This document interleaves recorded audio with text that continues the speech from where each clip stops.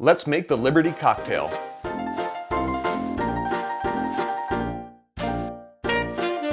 I got the recipe for the Liberty cocktail from the Standard Cocktail Guide by Crosby, Gaige. This book was published in 1944, and it is very bare bones. It has recipes, it has some general instructions for how to make drinks, but it doesn't have any background of the drinks. So I looked this one up online, and I initially had a lot of trouble finding this one online. What I did find was another cocktail called the Liberty cocktail, which had an additional ingredient. So the Liberty cocktail in this book has 3 ingredients. It has rum, it has applejack, and it has simple syrup. Most of the ones I find online have lime juice in addition to those ingredients. So this one, the one from the Standard Cocktail Guide, I'm calling Liberty number 1. And the other one I'm calling Liberty cocktail number 2. And today we're going to make the Liberty cocktail number 1. In the Standard Cocktail Guide, Crosby Gaige does give a couple of bits of instructions for how to make these cocktails. Number 1, do not deviate from the recipe unless you're an elite bartender. I'm not an elite bartender, so I'm not going to deviate from the recipe. Number 2, put the ingredients in the cocktail in the order that they're specified in the book. Again, don't deviate unless you're an elite bartender. I'm not sure why the order matters that much, but I'm not going to deviate because I'm not an elite bartender.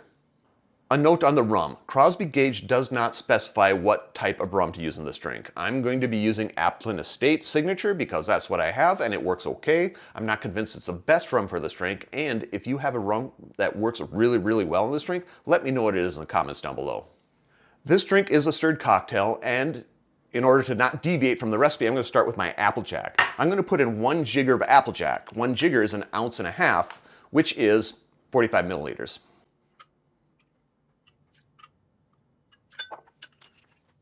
3/4 of an ounce of your rum. 3/4 of an ounce is 22.5 milliliters. And your 1:1 simple syrup. 1/4 teaspoon of your simple syrup. 1/4 teaspoon is a small amount, 1.25 milliliters. I'll correct it down below if needed.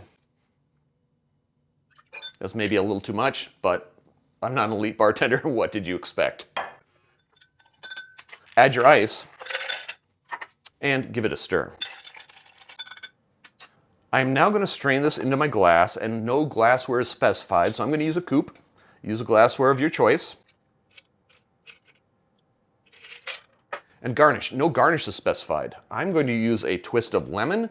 A twist of orange also works very well. Again, garnish of your choice. Express, wipe, and drop. And there you have it, a Liberty cocktail, number 1. Drink with good spirits.